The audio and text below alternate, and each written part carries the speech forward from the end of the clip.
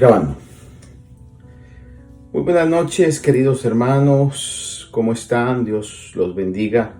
Espero que todos estemos bien en esta noche de viernes.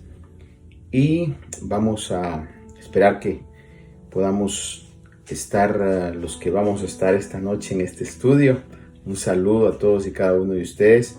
Como siempre, les recuerdo que estamos saliendo por medio de esta plataforma de Facebook Live, como también por medio de YouTube y también a través de nuestro sitio de internet.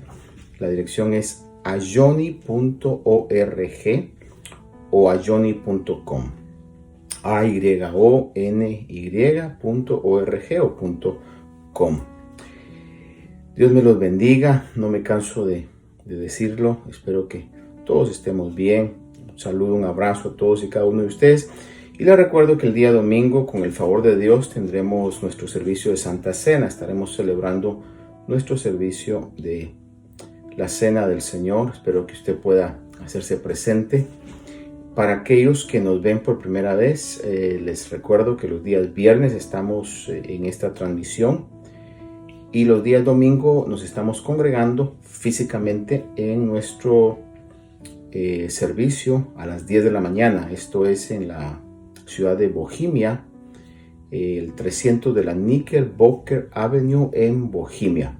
Para más información visite nuestro sitio de internet y podrá encontrar usted las direcciones. Le recuerdo también que puede usted compartir estos videos si es de bendición para su vida. Compártalo en su mural y seamos todos colaboradores en poder transmitir la palabra del Señor. Les recuerdo entonces, domingo estamos en nuestro servicio de Santa Cena a las 10 de la mañana. Recuerde, llegue temprano para que podamos aprovechar este tiempo. Como siempre, pues estamos siguiendo las normas que todavía mantenemos del distanciamiento y poder llegar con la mascarilla para que todos colaboremos en esta situación que estamos viviendo. Muy bien, voy a dejar un tiempo para que todos podamos unirnos con los hermanos del departamento de alabanza, con hermano Gabriel, hermana Gaby González, con David Serrano y también con hermano Darwin, que podamos juntos adorar al Señor en estos cantos de adoración. Ahí donde usted está, eleve su voz, hágale al Señor un culto. Que este tiempo sea un tiempo lo más cercano posible a nuestra reunión que teníamos los días viernes, que primero Dios podamos prontamente ya restablecer también. Pero mientras tanto, pues estamos los días domingos y estamos en este tiempo el día viernes. Voy a dejar para que podamos unirnos a ellos y poder estar con estos cantos ministrar al Señor. Y luego estaremos entrando en la consideración del capítulo número 17 del libro de Apocalipsis. Hemos llegado ya a la consideración de este capítulo. No lo vamos a ver todo, vamos a ver nada más del versículo del 1 al 8. Así que no deje de sintonizar. Vamos a estar estudiando la palabra del Señor.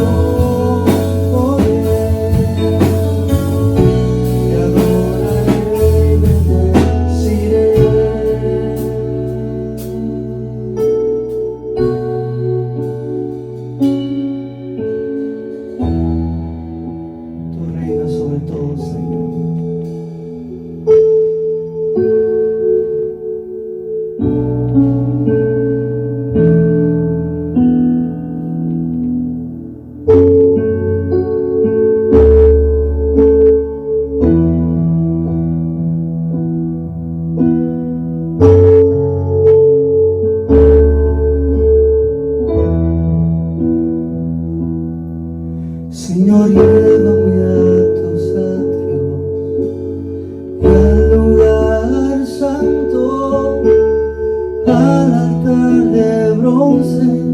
Señor, tu rostro quiero ver. Pásame en la muchedumbre, por donde el sacerdote canta. Tengo hambre y sed de justicia, y solo encuentro un lugar.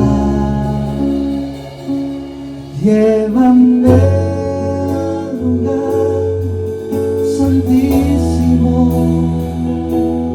por la sangre del Cordero Redentor.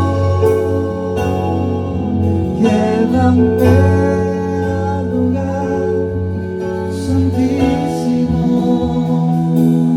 tócame, límpiame, heme aquí. Señor, llévame a tus atrios y al lugar santo, al altar de bronce. Señor, tu rostro quiero ver. Pásame en la muchedumbre, por donde el sacerdote canta. Tengo hambre y sed de justicia, solo encuentro un lugar. Llévame al lugar santísimo, por la sangre del Cordero Redentor. Llévame al lugar santísimo, tócame, límpiame, heme aquí. Señor, llévame a tus atrios y al lugar santo, al altar de bronce. Señor, tu rostro quiero ver. Pásame la muchedumbre, por donde el sacerdote canta. Tengo hambre y sed de justicia, solo encuentro un lugar. Llévame al lugar santísimo, por la sangre del Cordero Redentor. Llévame al lugar santísimo, tócame, límpiame, heme aquí. Llévame al lugar santísimo, por la sangre del Cordero Redentor. Llévame al lugar santísimo, tócame, límpiame, heme aquí. Tócame, límpiame, heme aquí. Tócame, límpiame, heme aquí.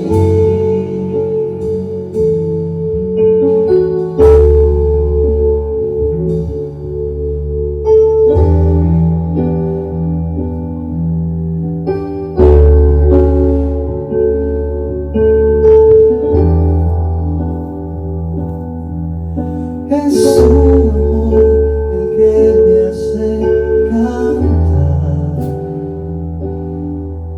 Es su amor que me hace suspirar.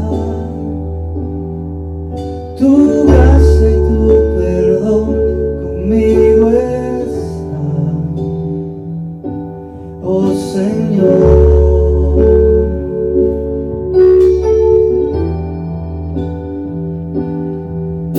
Es tu amor el que me hace cantar.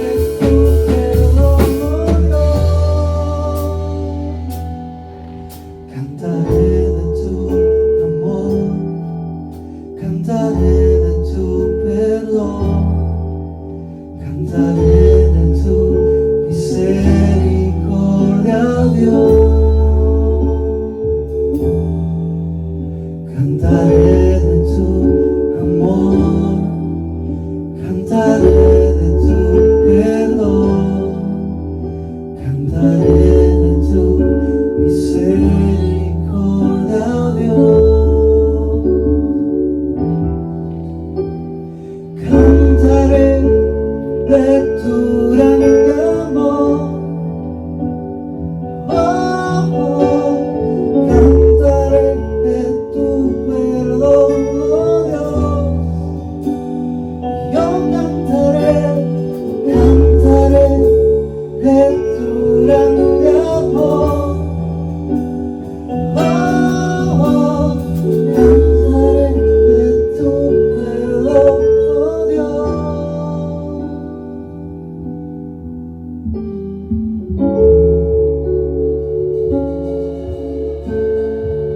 Cantaremos de tu amor, Señor, por toda la eternidad.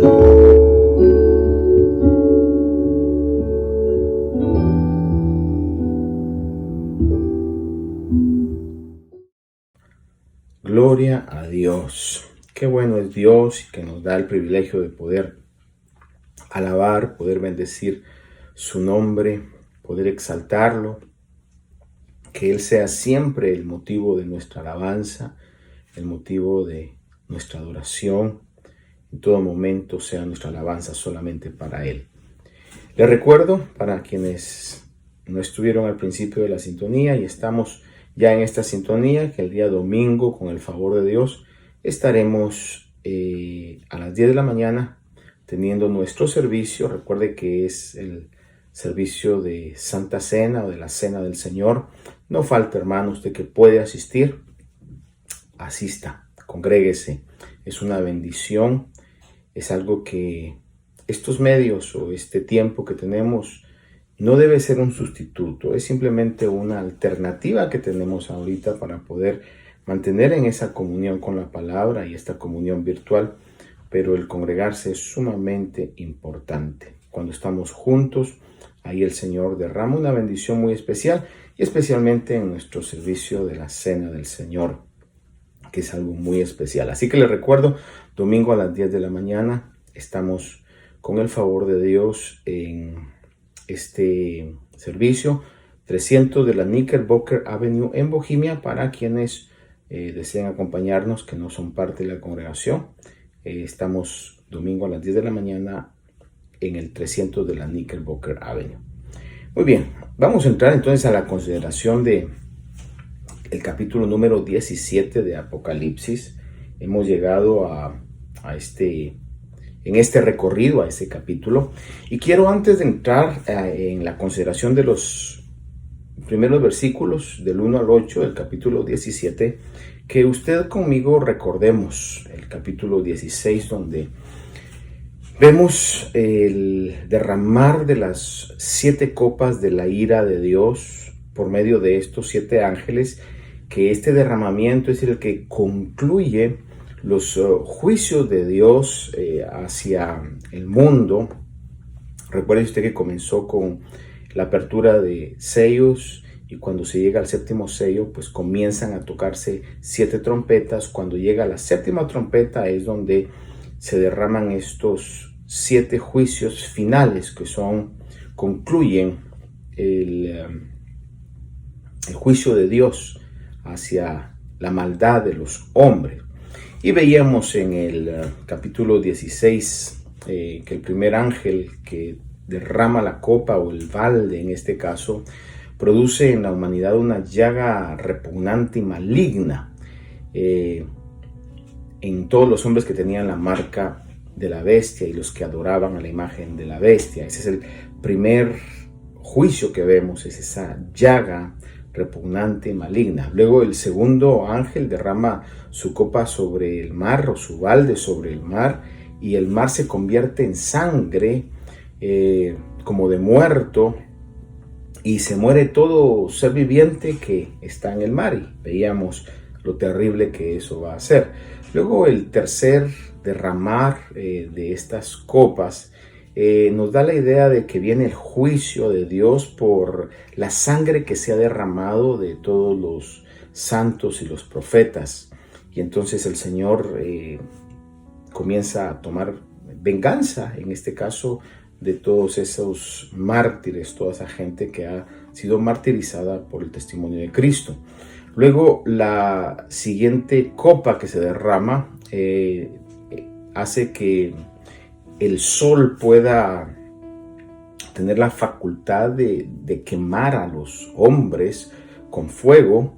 Dice que los hombres fueron quemados con intenso calor. La cuarta copa hace que el sol pueda intensificarse y los hombres sean quemados con intenso calor. Y dice que los hombres blasfemaron el nombre de Dios, que tiene poder sobre estas plagas. Y esto es algo que es muy importante, lo enfatizábamos porque en ese tiempo del cumplimiento de todos estos juicios que van a envolver todos los elementos de la atmósfera, sol, luna, estrellas, cometas, el agua del mar, el agua de los ríos, de las fuentes, insectos, el abismo se abre.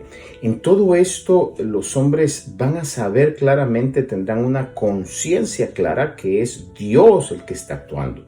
Es decir, que no será una generación atea, sino que sabrán que es Dios, pero que han llegado a tal engreimiento que están osando apoyar al anticristo para pelear contra Dios. Y eso es algo que se nos hace increíble a nosotros los cristianos, pero que es la realidad bíblica que se nos marca. Va a llegar a tal la ceguera de la humanidad que van a osar, van a atreverse a creer que pueden ser un rival para Dios. Y dice que no se arrepintieron y blasfemaron contra el contra el Dios del cielo por el dolor que le causaron estas situaciones. Dice que blasfemaron y no se arrepintieron de sus obras. Luego el sexto ángel derrama su copa y dice claramente que el río Éufrates se seca para dar paso a que los reyes del oriente puedan llegar a congregarse en el valle de Megido, donde se realizará la batalla de Armagedón. Que Armagedón, como yo le decía, no constituye solamente una batalla, sino son varias batallas que se darán en este valle, donde va a ser una destrucción como nunca ha habido. El sexto ángel entonces hace que el Éufrates se seque y luego el derramar de la séptima copa hace que un gran y poderoso terremoto venga como nunca ha habido. Dice que la gran ciudad quedó dividida en 3 partes y las ciudades de las naciones cayeron. Toda isla huye, los montes no fueron hallados y enormes granizos como de un talento cada uno cayeron sobre todos los hombres. En otras palabras, en la séptima copa va a haber una reconfiguración de la tierra en preparación también al reino milenial del Señor. Pero algo que creo que no mencionábamos el viernes pasado es que dice que vendrán enormes granizos. Dice literalmente que va a ser como de un talento. Y fíjese que un talento es equivalente a 100 libras. Imagínese usted un granizo o una granizada con granizo de 100 libras. Eso es realmente algo terrible, será una masacre en este caso, ¿no? Y eso es lo que va a causar el final de los juicios de Dios a esta tierra, con el derramar de esas 7 copas de la ira de Dios. Y le recuerdo que Dios es un Dios que tiene ira, pero es una ira que la manifiesta justamente. Es un Dios que juzga con justicia. Eso la palabra de Dios lo dice claramente. Ahora, vamos a entrar entonces al desarrollo del capítulo número 17. Capítulo 17, quiero leer con usted versículo 1 y versículo 2. Apocalipsis 17, 1 y 2. Dice, leemos: y uno de los 7 ángeles que tenía las 7 copas vino y habló conmigo diciendo: ven, te mostraré el juicio de la gran ramera que está sentada sobre muchas aguas.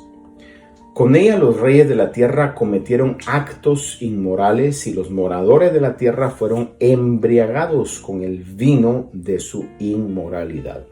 Aquí estamos viendo que se le muestra a Juan el juicio que viene sobre la gran ramera y se identifica que es una gran ramera que está sentada sobre muchas aguas, que ha influenciado a los reyes de la tierra, que está hablando de todos los gobernantes y los gobiernos, para que cometan actos inmorales. Aún dice que los moradores de la tierra, es decir, su influencia llegó a través de estos gobiernos a toda la tierra para poder diseminar o expandir su influencia de inmoralidad. Aquí se está hablando acerca de Babilonia, que se menciona en Apocalipsis 14:8, donde podemos ver que Dios en su misericordia envía un mensaje por medio de ángeles, el mensaje de los 3 ángeles que hablábamos, que se menciona en el capítulo 14 de Apocalipsis. Pero uno de los ángeles tiene una proclama, y la proclama es segundo ángel, que dice 14:8, y le siguió otro ángel, el segundo, diciendo: cayó la gran Babilonia.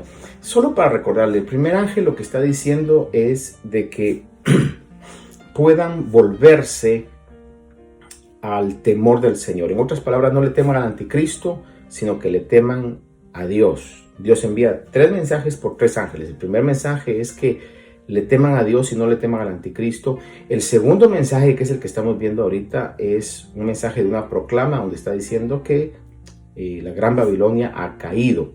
Y el tercer mensaje es un mensaje donde se anuncia el juicio, que para los que adoren a la bestia va a venir un juicio.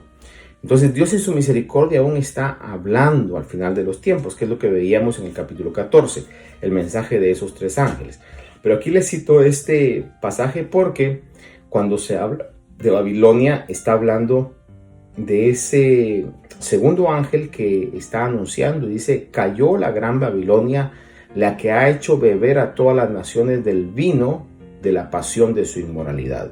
Está recalcando exactamente lo que dice Apocalipsis 17, que la influencia de Babilonia, que se identifica aquí como la gran ramera, Babilonia va a influenciar a los gobernantes, a los gobiernos y a todo el mundo existente. Su influencia va a llegar hacia la humanidad por medio de los gobiernos. Cuando se habla de Babilonia, no se está hablando meramente de la ciudad, del terreno geográfico, sino aquí se refiere al reino del anticristo, un reino que va a comenzar por medio de un mover religioso, pero luego va a llegar a tener una influencia política y económica. En otras palabras, Babilonia se refiere a ese mundial reino político, religioso y económico que el anticristo va a tener. La ciudad original de Babilonia fue el centro donde se originó la idolatría. Lo podemos encontrar en Génesis capítulo 10, capítulo 11. De hecho, la Biblia declara que el fundador de Babilonia fue Nimrod, si no me equivoco, nieto de Noé. Nimrod es el que construye Babilonia, funda Babilonia, podemos verlo en Génesis 10:11. Y en Babilonia es donde se construyó aquella famosa torre de Babel, donde los hombres comenzaron a rebelarse en contra de Dios, y obviamente Dios los dispersó después confundiendo su lenguaje. Dice la Biblia que los dispersó en toda la tierra. Génesis 11:4, quiero leerle para que recordemos el 11:4 y el 11:9. Dicen los hombres ahí en Babilonia, que fue fundada por Nimrod, dice: y dijeron: vamos, edifiquemos una ciudad y una torre cuya cúspide llegue hasta los cielos, y hagámonos un nombre famoso para que para que no seamos dispersados sobre la faz de la tierra. Ahí podemos ver claramente la intención de rebelión, la intención que estaba en el corazón aquí de hacerse un nombre famoso, de la egolatría. La peor idolatría puede ser en sí la egolatría o la idolatría al yo, como también el peor engaño puede ser el autoengaño. De igual manera aquí los hombres estaban buscando hacerse un nombre famoso, y ahí comienza, porque todas las cosas, todos los males comienzan internamente, del corazón. El Señor Jesús dijo de que el hombre bueno del buen tesoro de su corazón saca cosas buenas, y el hombre malo del mal tesoro de su corazón o de su corazón saca cosas malas. Así podemos ver que en el corazón de esta generación que hizo la Torre de Babel estaba esa egolatría, y su deseo era hacerse un nombre famoso. El capítulo 11, versículo 9 dice que por esa actitud fue llamada Babel, porque el Señor bajó y confundió la lengua de todos ellos. Dice, fue llamada Babel porque allí confundió el Señor la lengua de toda la tierra, y de allí los dispersó el Señor sobre la faz de la tierra. Vea qué curioso, lo que ellos no querían, donde ellos dijeron, edificando esta torre no vamos a ser dispersos, el Señor irónicamente, confundiendo su lenguaje, los dispersó, porque Él es el Dios Todopoderoso. Sin embargo, fíjense que en el tiempo final los hombres van a estar tan engañados por esta influencia de la gran ramera de Babilonia, de este sistema religioso, político, económico, que van a creer que pueden pelear contra Dios. A ese punto va a llegar la ceguera de la humanidad, la terquedad de su corazón, el orgullo, la vanidad, todo lo que estará en ese tiempo. Entonces vemos en Apocalipsis 17, 1 y 2 que dice que uno de los 7 ángeles le habló a Juan y le dice, ven, te mostraré el juicio, te mostraré cómo será juzgada la gran ramera que está hablando acerca de Babilonia. El versículo número 3, Apocalipsis 17, 3 dice, y me llevó en el espíritu a un desierto, es decir, Juan es trasladado por el espíritu a un desierto, posiblemente salió de esa atmósfera donde mira el trono de Dios y donde salieron los ángeles con las 7 copas, y ahora Juan en esa visión es trasladado en el espíritu a un desierto, posiblemente para que pudiera tener una mejor comprensión de Babilonia y del anticristo. Dice, y me llevó en el espíritu a un desierto y vi una mujer sentada sobre una bestia escarlata, llena de nombres blasfemos, y que tenía 7 cabezas y 10 cuernos. Es decir, las 7 cabezas y los 10 cuernos está hablando acerca de la bestia escarlata, que esta bestia escarlata identifica al anticristo. Pero habla que dice que vio a una mujer, y obviamente la mujer está hablando de la gran ramera, está hablando de Babilonia. Cuando habla de la mujer que estaba sentada en esta bestia escarlata que tenía nombres blasfemos y que tenía 7 cabezas y 10 cuernos. En relación a esto podemos ver algunos pasajes siempre en Apocalipsis que nos afirman, certifican que la bestia obviamente se refiere al anticristo. Quiero que recuerde conmigo Apocalipsis 13:1, dice, el dragón se paró sobre la arena del mar y vi que subía del mar una bestia que tenía 10 cuernos y 7 cabezas. En sus cuernos había 10 diademas y en sus cabezas había nombres blasfemos. Aquí está hablando del anticristo. El 13:4 dice, y adoraron al dragón porque había dado autoridad a la bestia, y adoraron a la bestia diciendo, ¿quién semejante a la bestia y quién puede luchar contra ella? Está hablando acerca del anticristo. Apocalipsis 14:9 dice: entonces lo siguió otro ángel, el tercero, diciendo a gran voz: si alguno adora a la bestia y a su imagen y recibe una marca en su frente y en su mano.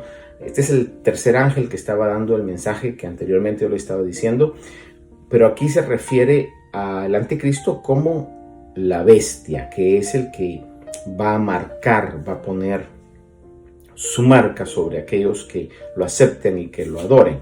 Podemos ver entonces que cuando se refiere a la bestia se está refiriendo al anticristo. Apocalipsis 16:10 dice: el quinto ángel derramó su copa sobre el trono de la bestia y su reino se quedó en tinieblas y se mordían la lengua de dolor. Eso lo veíamos la semana pasada. El reino de la bestia es el reino del anticristo. Ahora bien, el anticristo, fíjese usted que al estudiar esto podemos darnos cuenta, algunos comentaristas comentan, valga la redundancia, sobre esto, que el anticristo comenzará su influencia por un mover religioso y por eso va a utilizar al falso profeta, que va a ser un líder religioso. El anticristo va a utilizar el poder religioso de Babilonia, es decir, toda esa influencia religiosa que se va a dar por medio del falso profeta para poder unificar al mundo. De hecho, hermanos amados, el hombre como ser humano es una criatura que es religiosa, que necesita adorar algo. De hecho, si no se adora al Dios vivo, siempre el hombre está adorando algo. Vea usted al punto donde a veces bajo la identificación de hobbies hay ciertos aspectos que lo que están marcando es idolatría. Por ejemplo, hay gente que adora sus posesiones, adora sus vehículos, dicen es que es mi hobby, pero adoran sus vehículos.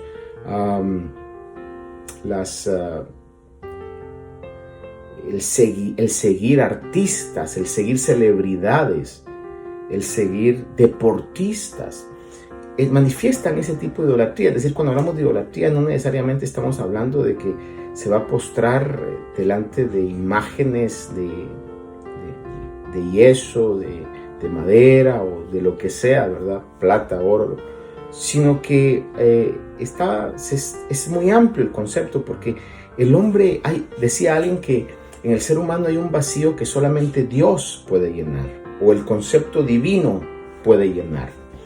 Sin embargo, no todos adoran al Dios verdadero. Si usted y yo adoramos al Dios verdadero, somos bienaventurados y se nos ha revelado que hay un solo Dios y que hay un solo mediador, el creador de todo, y que hay un solo medio para llegar a Él. Usted es bienaventurado, yo soy bienaventurado. Y por eso es que el anticristo va a utilizar la plataforma religiosa para poder influenciar, para poder hacerse un nombre. Sin embargo, lo que algunos dicen con bastante solidez es que después de que haya logrado esa unificación, entonces va a controlar el poder político, es decir, va a utilizar una plataforma religiosa para poder controlar la política. Y al controlar la política, controla pues ejércitos, economía, etc. Apocalipsis 17:6 nos da la idea de esto. No hemos llegado a ese pasaje. Apocalipsis 17:16 dice: y los 10 cuernos que viste y la bestia, estos odiarán a la ramera y la dejarán desolada y desnuda, y comerán sus carnes y la quemarán con fuego. En otras palabras, una vez ya se consolide la influencia religiosa, entonces el anticristo tomará su verdadera intención, manifestará su verdadera intención, y toda la falsa religiosidad pues va a quedar a un lado, al grado que dice acá que estos reyes dejarán desolada y desnuda a la ramera y la quemarán en el fuego, porque el anticristo va a ser el motivo de la adoración. Es decir, él va a querer ser adorado como Dios. Y según el libro de Daniel nos lo habla, que lo vamos a ver más adelante, él va a dirigir la adoración a sus habilidades, a su poder, a su astucia. Es decir, que no va a atribuir que sea lo que él es a ningún Dios que él adora, sino que va a ser como una persona que va a estar, ¿cómo decirlo?, como dirigiendo la adoración a las habilidades que él tiene, al poder que él tiene.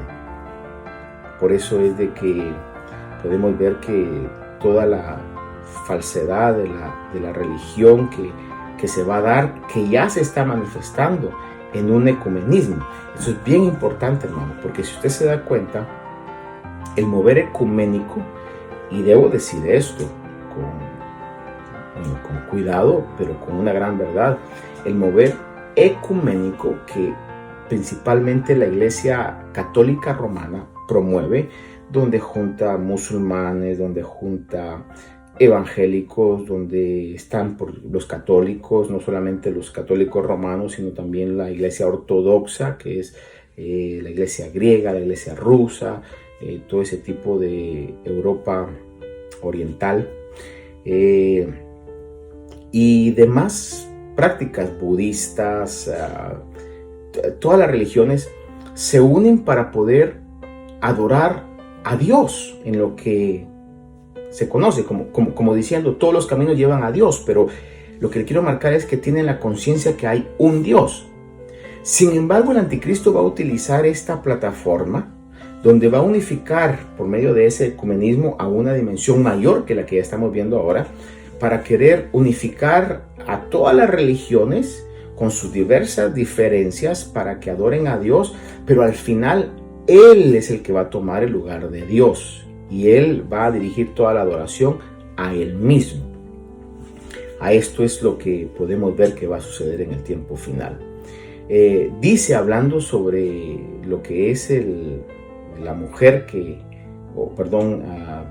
la bestia sobre la que está sentada la mujer, que recuerde que la bestia es el anticristo, espero no confundirlo. Juan está viendo una mujer que es Babilonia, que es la ramera, que está sentada sobre una bestia. Y la bestia es el anticristo, que tiene nombres blasfemos, dice, que tiene 7 cabezas y 10 cuernos. Los nombres blasfemos del anticristo lo identifica con la naturaleza de desafío a Dios, con la naturaleza de desafiar a Dios. ¿Qué es lo que le decía? Va a utilizar toda la plataforma ecuménica religiosa, pero luego él va a desafiar a Dios, que tendrán nombres blasfemos, es decir, va a blasfemar contra Dios. El profeta Daniel nos habla acerca de esto. Daniel 7:25 dice, hablando del anticristo, dice, y él proferirá palabras contra el Altísimo. Aquí está hablando que va a blasfemar contra Dios. El anticristo dice, y él proferirá palabras contra el Altísimo y afligirá a los santos del Altísimo. Va a pelear contra Israel e intentará cambiar los tiempos y la ley, y les serán entregados en sus manos por un tiempo y por tiempos y medio tiempo. Es decir, esa autoridad va a ser entregada por 3 años y medio, que eso lo hemos visto anteriormente. Daniel 11, 36 y 37 nos habla un poco más acerca de esta bestia que es el anticristo. Dice, el rey, hablando del anticristo, dice, el rey hará lo que le plazca, se enaltecerá y se engrandecerá sobre todo Dios. Vea esto, va a ser una autoexaltación, un autoengrandecimiento, que es la esencia real del anticristo, que básicamente es el diablo mismo que está detrás de todo esto, la trinidad satánica, el dragón, la bestia que es el anticristo y el falso profeta. Dice, el rey hará lo que le plazca, se enaltecerá y se engrandecerá sobre todo Dios, y contra el Dios de los dioses dirá cosas horrendas. Por eso vemos que dice que hay nombres blasfemos que están escritos en él, porque blasfemará. Dice, él prosperará hasta que se haya acabado la indignación, porque lo que está decretado se cumplirá. Y el versículo siguiente nos da una idea a lo que se ha dicho que posiblemente vaya a ser, el anticristo vaya a ser una persona homosexual, o en este caso con lo que estamos viviendo de algún tipo de género, con todo el transgenerismo que está pasando. Sí, hermano, ya estamos viviendo esos tiempos, por eso es que no podemos jugar, por eso estamos estudiando esto, hermano, porque estamos viviendo ya tiempos críticos, lo estamos viviendo, no estamos hablando de que más adelante, hoy nos ha tocado a nosotros vivir. Por eso necesitamos estar llenos de Dios, llenos de su Espíritu. Hablando sobre el anticristo, entonces dice que, verso número 37, no le importarán los dioses de sus padres, ni el favorito de las mujeres. Este pasaje, ni el favorito de las mujeres, es lo que muchos han interpretado que no va a tener atracción a las mujeres. Posiblemente va a ser gay, homosexual o algún tipo de género, con todo eso del transgenerismo que estamos viviendo. Dice que no le importarán los dioses de sus padres, ni el favorito de las mujeres, tampoco le importarán ningún otro dios, porque él se ensalzará sobre todos ellos.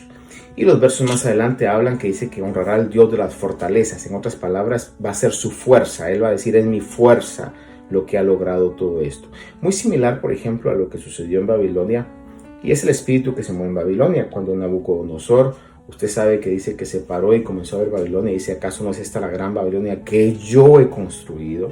Es decir, todo ese espíritu de autoenaltecimiento, de la peor idolatría que es la egolatría, surge en Babilonia, florece en Babilonia, surgió en Babilonia, porque recuérdese que cuando edificaron la torre, lo que ellos querían era hacerse un nombre para ellos mismos. El caso de Nabucodonosor, cuando dice esto, también manifiesta ese espíritu. El anticristo, entonces, que va a ser el prototipo de ese espíritu, se va a enaltecer a él mismo, esa egolatría. Segunda Tesalonicenses 2:4 nos recalca en el Nuevo Testamento, el apóstol Pablo dice, hablando sobre el anticristo también, dice, el cual se opone y se exalta sobre todo lo que se llama Dios o es objeto de culto, de manera que se sienta en el templo de Dios presentándose como si fuera Dios. Es asombroso la unidad de pensamiento profético que tiene la palabra de Dios. Y aquí nos está hablando realmente de que ese va a ser la intención y el espíritu del anticristo, que va a utilizar la plataforma religiosa ecuménica para unificar a todos, y luego entonces, como decimos en un dicho muy común, sacará las uñas, ¿verdad? Se quitará la máscara, realmente manifestará su verdadera intención, que lo que él quiere es que sea reconocido y adorado como Dios. Y obviamente muchos, gran cantidad lo van a seguir, lo van a aceptar, se van a dejar marcar con la marca del anticristo, la marca de la bestia. Vamos más adelante entonces al versículo 4 y 5. Apocalipsis 17, 4 y 5. Dice, la mujer, hablando de Babilonia, la mujer estaba vestida de púrpura y escarlata y adornada con oro, piedras preciosas y perlas, y tenía en la mano una copa de oro llena de abominaciones y de las inmundicias de su inmoralidad. Recuérdese que cuando habla de la mujer está hablando de Babilonia, que es el imperio del anticristo, el imperio religioso, el imperio político, el imperio económico. Dice que Babilonia, o la mujer, estaba vestida con púrpura y escarlata y adornada con oro, piedras preciosas y perlas, y tenía en la mano una copa de oro, muy importante, que estaba llena de las abominaciones y de las inmundicias de su inmoralidad. Veamos entonces un poquito acerca de estas características. Aparte dice que sobre su frente había un nombre escrito, un misterio: Babilonia la Grande, la madre de las rameras y de las abominaciones de la tierra. Esto es lo que Juan está viendo. Está viendo a esta mujer con mucha elegancia, con mucha presencia, con una copa de oro en su mano, y que sobre su cabeza estaba escrita Babilonia la Grande, la madre de las rameras y de las abominaciones de la tierra. La vestimenta, comencemos con la vestimenta. La vestimenta púrpura y escarlata han sido durante toda la historia colores de realeza. En otras palabras, va a tener una posición elevada, una posición de realeza, una posición importante, como dicen, una posición de alcurnia, una posición importante. Sus adornos lujosos, que estaba adornada con oro, piedras preciosas y con perlas. Los adornos, o lujosos adornos, porque no eran cualquier adorno, lujosos adornos, son utilizados para ejercer seducción, y una seducción a la codicia humana. Fíjese usted de que cuando uno estudia y observa un poco el éxito del mensaje de la prosperidad que lamentablemente ha minado a tanta iglesia cristiana, nos damos cuenta de que tiene su éxito porque apelan o dirigen su mensaje a la codicia humana. Por ejemplo, si usted hoy siembra en mí tanto, el Señor le va a devolver 10 veces más. ¿Y quién no quisiera tener un tipo de inversión donde usted invierta $1 y le den 10, o invierta 100 y le den 1000, invierta 1000 y le den 10,000? O sea, eso es algo que es el negocio de los negocios, ¿verdad? Por eso es que tiene éxito ese mensaje, porque despiertan la codicia que hay en los humanos. Todos los humanos somos codiciosos, algunos más, otros menos. Son esas obras de la carne que tenemos que hacer morir por medio de los frutos y la llenura del Espíritu Santo. Pero el anticristo va a utilizar este tipo de seducción, donde se va a presentar con esa elegancia, con esa solvencia económica, con ese lujo. Yo me recuerdo cuando en diferentes etapas de mi vida que tuve la oportunidad de estar en seminarios por el trabajo que realizaba, Usualmente cuando hacen un seminario de capacitación o de motivación, no lo llevan a uno a una casa sencilla, sino que lo llevan a un hotel, lo llevan a ser expuesto a personas que se les pone como nivel de éxito grande, en un lugar donde sirven buena comida, buena bebida, donde hay comodidad, lujos, porque es una manera de poder seducir y hasta cierto punto poder engañar. No en todos los casos posiblemente, pero sí en la gran mayoría de ellos. Poder seducir a que las personas se comprometan a algo, porque están apelando, están tocando la codicia que está en cada uno de nosotros. Y el anticristo va a utilizar su presencia, sus adornos, oro, piedras preciosas y perlas, para poder seducir. Porque fíjese usted que la palabra de Dios dice, le recuerdo un pasaje que muchos, quizá todos conocemos, 1 Timoteo 6:10, el apóstol Pablo le habla a Timoteo y le dice que la raíz de todos los males es el amor al dinero. La raíz de todos los males es el amor al dinero, por el cual codiciándolo mucho, dice que sufrieron con muchos dolores. Pero lo que le quiero decir es de que la raíz de todo mal, dice, es esa codicia por el dinero. ¿Por qué? Porque el dinero da poder, porque el dinero da posición, aunque no se tenga, ¿verdad? Pero a lo menos pues da la apariencia de estar altamente posicionado.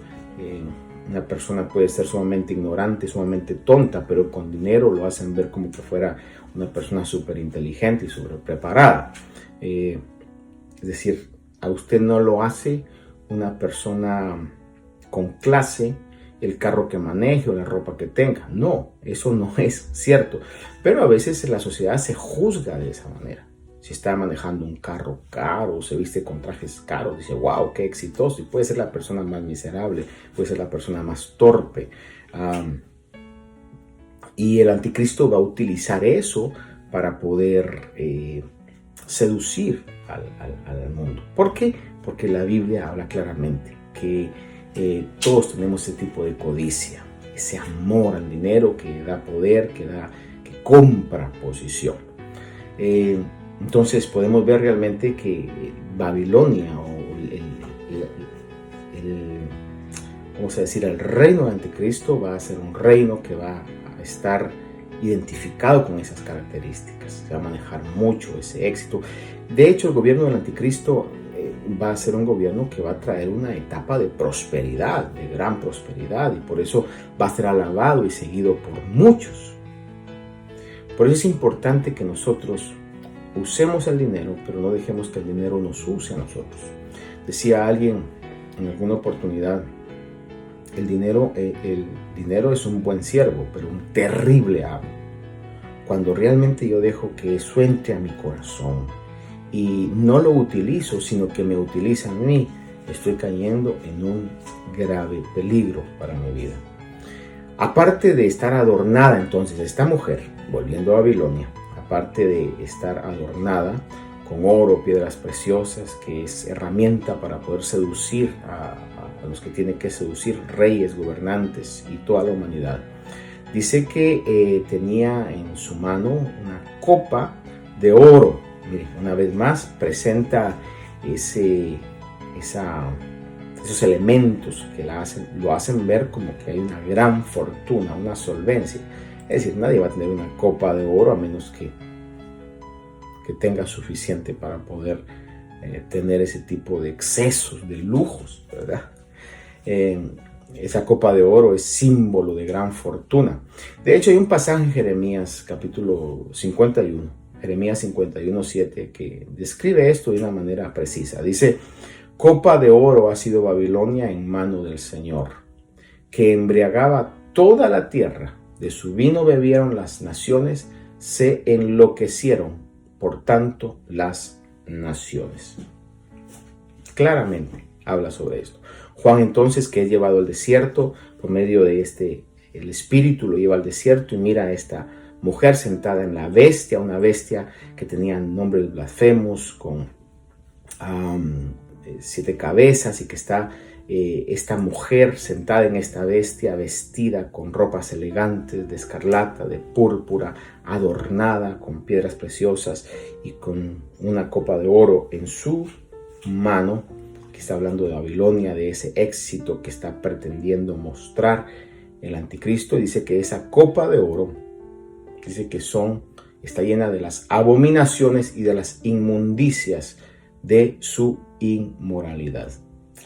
Algo que yo me he dado cuenta, hermanos amados, es de que como un factor común, fíjese usted, que la abundancia o la riqueza en el mundo facilita la inmoralidad, facilita la inmundicia.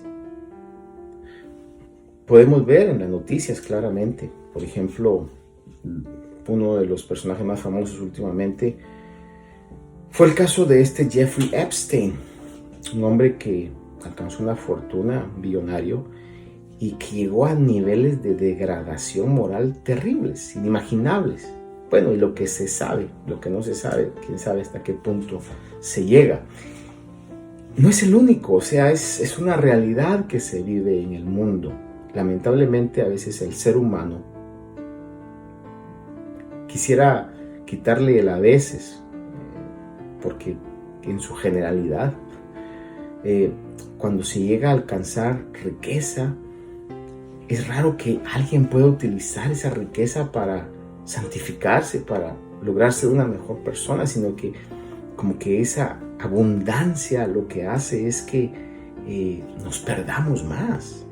Con esto, mire, no le estoy diciendo yo que seamos pobres, que no tengamos anhelos, no, hermano, pero que estemos conscientes, es lo único que yo quiero dejar en su corazón, que estemos conscientes. Mi intención no es que estemos necesitados, es decir, es necesario poder tener el dinero para poder suplir las necesidades, pagar los biles y todo lo que conllevan los gastos de su familia, hermano. Pero lo que quiero es que estemos conscientes, que no estemos ciegos a esa realidad. Que sepamos, hermano, que quizás es más difícil poder buscar a Dios. Estoy seguro de esto. Es muchísimo más difícil buscar a Dios cuando estamos prósperos. Cuando estamos necesitados, es algo como que surge natural en nosotros. Corremos a lo invisible, corremos a lo celestial. Pero cuando el hombre, cuando digo el hombre, la mujer, se siente bien, que todo está bien, tendemos a apartarnos. Cuando nos apartamos, tendemos a buscar lo malo, tendemos a comprar lo malo, tendemos a utilizar lo que tenemos y quizás lo que Dios nos ha dado para poder satisfacer los deseos de la carne, del pervertido corazón.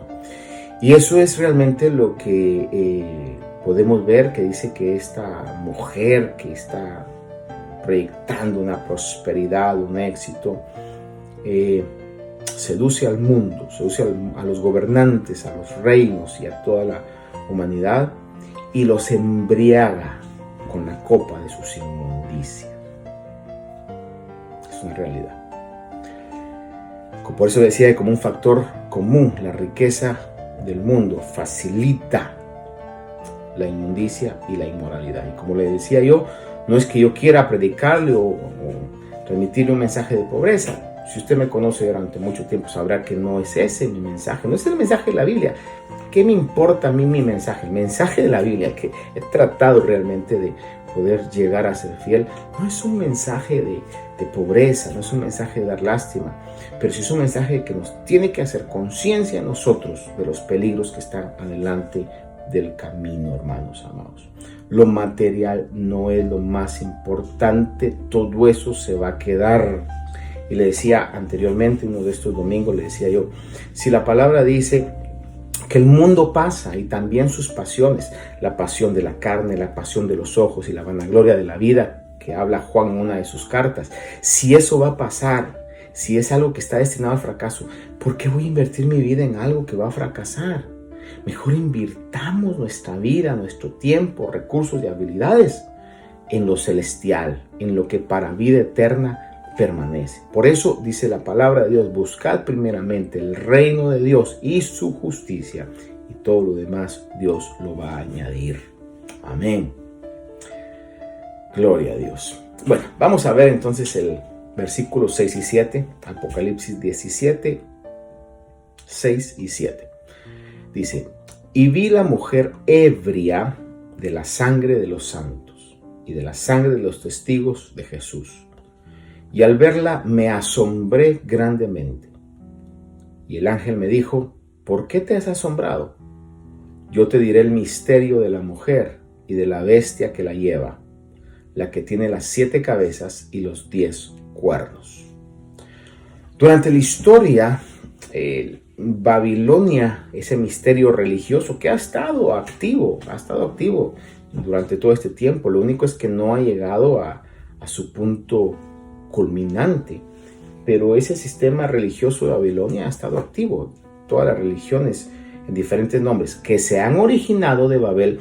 Si usted se pregunta, pastor, ¿de dónde se originaron todas las religiones? Mire, la clave de la religión es la egolatría. De hecho, lo que inició la rebelión del diablo fue que él se quiso hacer igual a Dios. Subiré a lo alto, pondré mi trono en alto. Es lo que Satanás había hecho, que lo manifiesta con la torre de Babel cuando dice, hagamos una torre que llegue hasta el cielo y hagamos un nombre. La egolatría es la esencia de toda idolatría. Viene del mismo diablo, y todas las religiones, que no puede haber religión si no hay algo que se vaya a adorar. Todas las religiones tienen terrenalmente hablando, tienen su inicio en Babilonia, de esa torre de Babel. Ellos ya estaban contaminados en su corazón y Dios los dispersó a toda la tierra, y cada quien se llevó la idolatría en su corazón y cada quien comenzó a hacer su propia religión. De ahí es donde surgen las miles y miles de religiones. Por eso, cuando hablamos de Babilonia, estamos hablando de todo ese sistema religioso.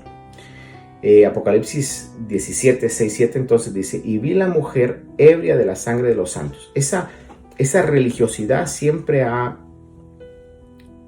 matado, ha perseguido.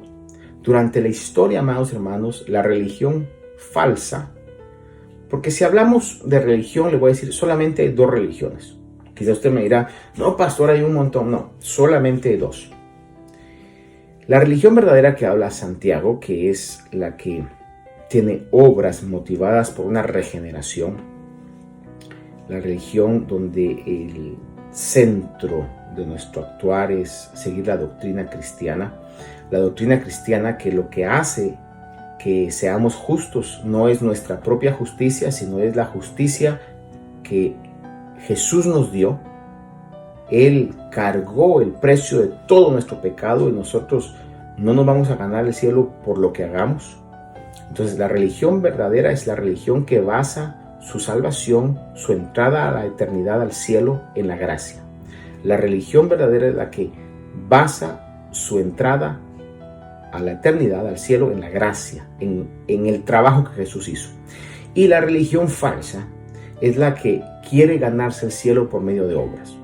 Usted mira budismo o la religión musulmana, está hablando siempre de obras. El budismo quiere alcanzar ese grado de purificación.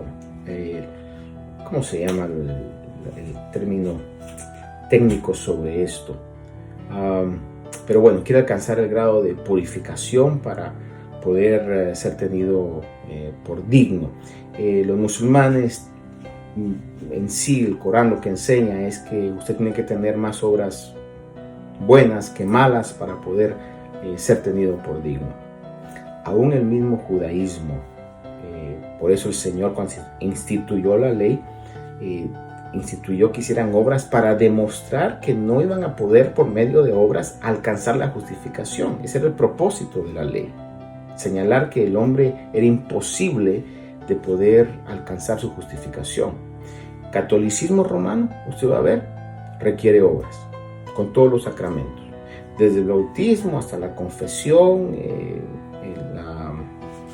matrimonio, ¿cómo le llaman? Se me fueron ahorita los demás sacramentos que están en el catolicismo. Y usted va a ver, los mormones tienen que venir y tienen que predicar, los testigos de Jehová igual tienen que predicar. Va a ver, todas las religiones que hay en el mundo van a basar su salvación en algo que tienen que hacer. El cristiano no. La verdadera gracia de Dios lo que nos dice es simplemente cree, para que toda la gloria sea para Dios. Obviamente van a venir obras después, pero van a ser obras que van a nacer de ese corazón regenerado, de ese corazón que nació de nuevo. Y cuando usted nació de nuevo, usted no... Mire, la figura que el Señor utilizó fue el nuevo nacimiento. Y si vamos a la figura exacta, cuando usted nació, usted no tuvo que hacer nada para nacer. Sus padres lo hicieron por usted. Su madre lo mantuvo o la mantuvo durante 9 meses, y estuvo alimentándola, su cuerpo estuvo dándole lo que necesitaba para que usted naciera de nuevo y sufrió en el alumbramiento. No hicimos nada para nacer de nuevo. El verdadero cristiano es el que reconoce que la gracia de Dios es la que nos ha dado todo. Y al nacer de nuevo, entonces comenzamos a seguir lo que la palabra de Dios nos dice y comenzamos a tener esos frutos dignos de arrepentimiento. Pero esas son las únicas dos religiones. El camino de la gracia y el camino de las obras. Son las únicas dos religiones. Y el camino de las obras siempre ha peleado en contra de la gracia. La religión falsa ha perseguido durante la historia la Babilonia religiosa ha matado a millones de creyentes. Millones de creyentes. Y es lo que Juan mira, en esa copa estaban las abominaciones, dice que está la sangre de los testigos de Jesús, y Juan se asombra al ver esa situación. Y aquí yo me preguntaba, ¿por qué se asombró? ¿Por qué se asombró Juan? No lo sé, pero se asombra al ver eso. Posiblemente Bueno, no lo sé, hermanos, pero dice que se asombra, posiblemente al ver la cantidad de sangre o posiblemente porque no esperaba que la mujer fuera quien fuera, etcétera, pero dice que Juan se asombra. Y quiero llevarlo al versículo 8, y hasta ahí quiero llegar hoy. Apocalipsis 17:8 dice: la bestia que viste era y no es, y está para subir del abismo e ir a la destrucción. Esto pareciera un enigma, ¿verdad? Pareciera ser un trabalenguas, o más que todo trabalenguas, como una adivinanza. La bestia que viste era y no es, y está para subir del abismo e ir a la destrucción. Dice: y los moradores de la tierra cuyos nombres no se han escrito en el libro de la vida desde la fundación del mundo, se asombrarán al ver la bestia que era y no es y que vendrá. Sin embargo, este acertijo, si podríamos ponerlo así, no es tan complicado cuando lo vemos y lo que hemos visto en nuestro estudio de Apocalipsis. La bestia está hablando del anticristo, eso ya lo hemos dejado muy claro. Está hablando del anticristo y de su imperio, de la persona del anticristo y de su imperio. Cuando habla que era y no es, se está refiriendo a esa falsa resurrección que va a tener. Recuerde usted que el anticristo va a sufrir una herida mortal de la cual se va a recuperar, que básicamente al estudiar el pasaje es como que hubiera muerto, pero va a resucitar. Pero nadie puede resucitar, nadie puede ir en contra de lo que está establecido en la palabra de Dios, que dice que está establecido que los hombres mueran una sola vez y luego el juicio. Por eso es que cuando hablábamos de esto decíamos que va a hacer una falsa resurrección, porque estará haciendo señales engañosas. Es su, como dicen en inglés, su trademark. Es lo que el diablo hace, vino para engañar, es engañador.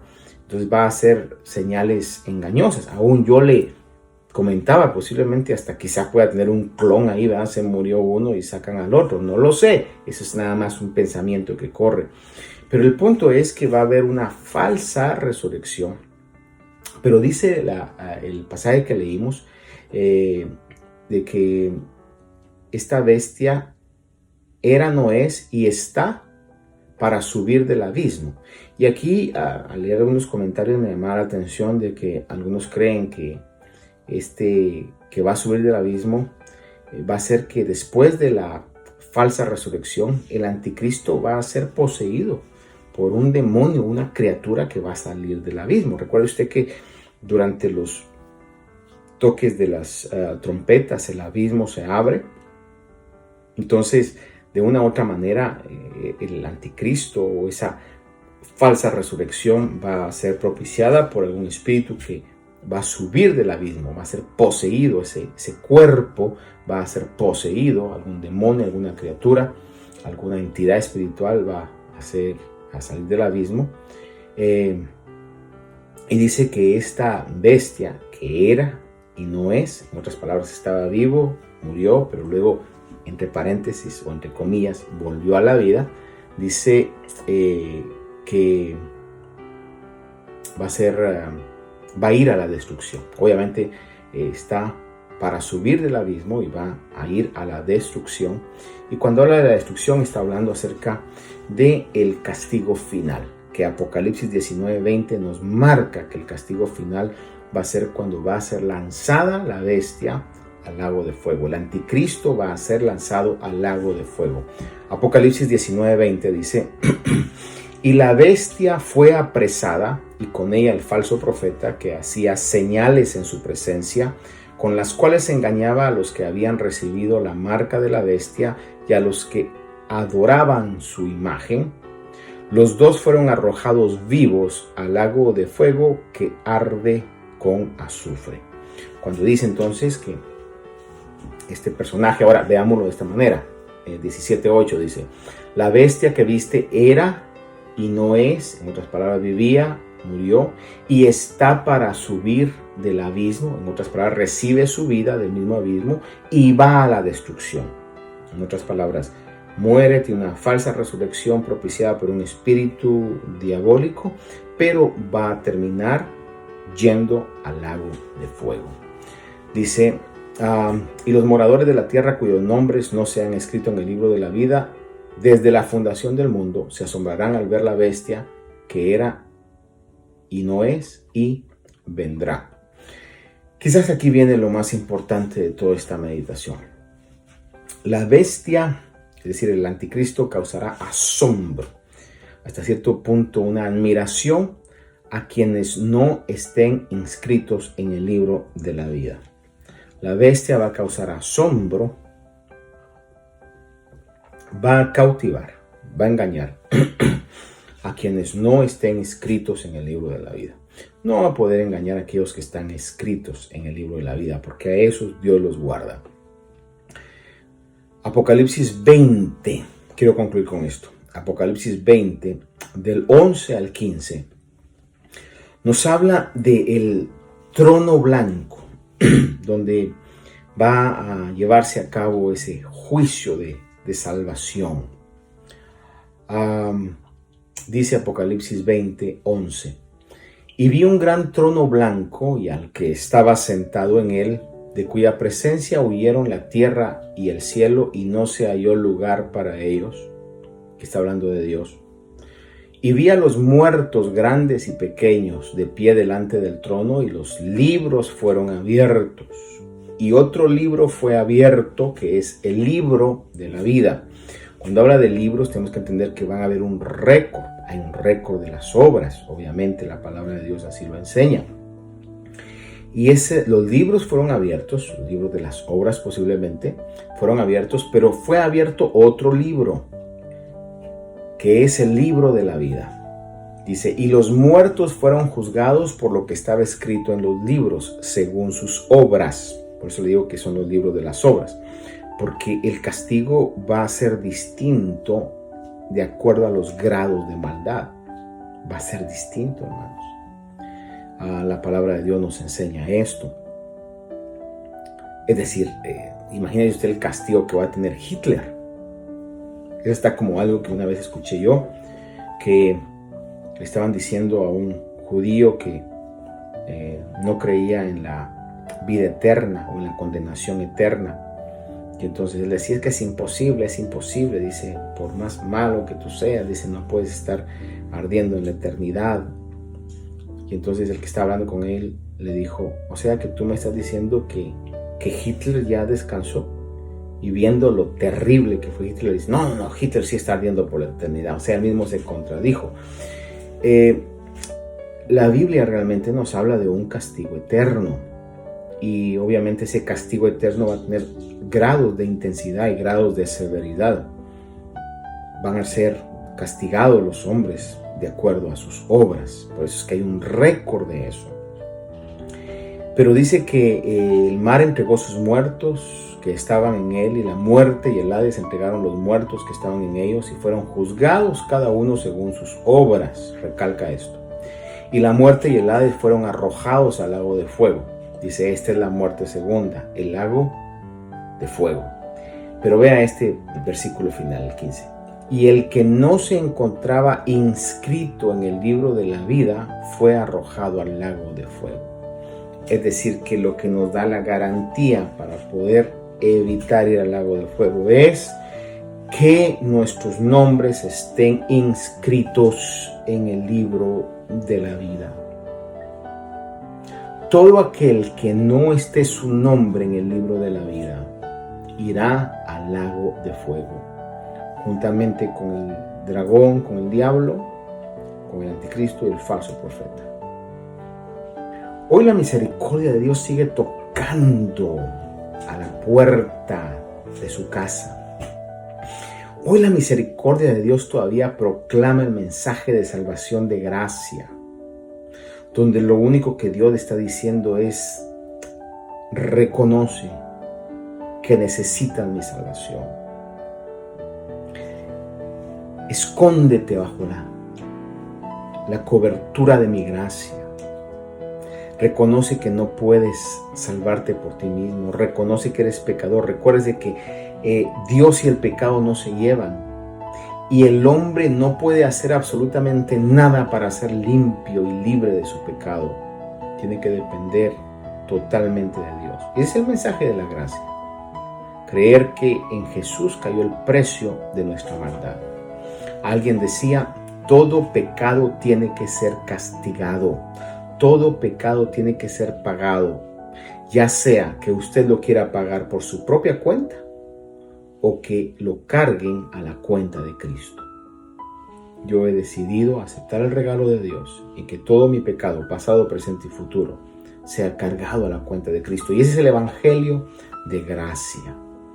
Y al nosotros reconocer a Jesús como el Señor de nuestra vida, porque al hacer eso usted está rindiendo su vida al Señor. Como dice el apóstol Pedro, comprados hemos sido con precio de sangre. Cuando nuestra vida se la entregamos a Dios para que Él sea nuestro Señor, para que Él sea el dueño de nuestra vida, su gracia nos cobija, su misericordia nos cubre y escribe nuestro nombre en el libro de la vida. Y cuando nuestro nombre es escrito en el libro de la vida, tenemos la garantía de que no iremos a la condenación eterna. En el Evangelio de Lucas, en el capítulo número 10, versículos anteriores al versículo 20, habla que el Señor dice que envió a 70 de sus discípulos y los envió a diferentes lugares para que pudieran ejercer la autoridad que les había dado. Y cuando ellos regresaron felices porque se dieron cuenta de que los demonios eran echados fuera, que los enfermos recibían sanidad. Y el Señor le dice, yo veía cómo Satanás caía del cielo como un rayo. Pero en el versículo 20 les dice algo muy importante. Les dice a estos que regresaron contentos porque estaban experimentando la autoridad y el poder de Dios. Les dice el Señor Jesús, sin embargo, no os regocijéis en esto, de que los espíritus se os sometan, sino regocijaos que vuestros nombres están escritos en los cielos. Mire esa palabra. Regocijaos que vuestros nombres están escritos en los cielos. Ese es el gozo más grande. Ese es el gozo que nos quita el temor al futuro. Es el gozo que nos quita el temor a la muerte. Y es el gozo que nos debe de quitar también el deseo de querer ser alguien por nosotros mismos. Es el gozo que debe de hacernos que todo lo que hagamos pueda ser para la gloria de Dios. Porque Él es el único digno de recibir la gloria. Si usted no ha hecho a Jesús el Señor de su vida, no deje pasar el tiempo. No sabemos cuándo seremos llamados a juicio. Ya sea que comiencen los acontecimientos proféticos o que llegue el final de nuestros días. Nadie es dueño de su propia vida. Tenemos contados los días. De hecho, la palabra de Dios dice que hay un libro donde están escritos el número de nuestros días. Yo no sé cuándo voy a morir. Yo no lo sé. Por eso lo que puedo hacer hoy es estar preparado. Cuidar que mi vida esté en paz con Dios, sin mancha e irreprensibles, como lo habla el apóstol Pedro. Y eso lo puedo lograr solamente si tengo el señorío de Cristo sobre mi vida, si Él es el dueño de mi vida. ¿Quién es el dueño de su vida? No crea que usted se pertenece a usted mismo. O le pertenecemos a Satanás o le pertenecemos a Dios.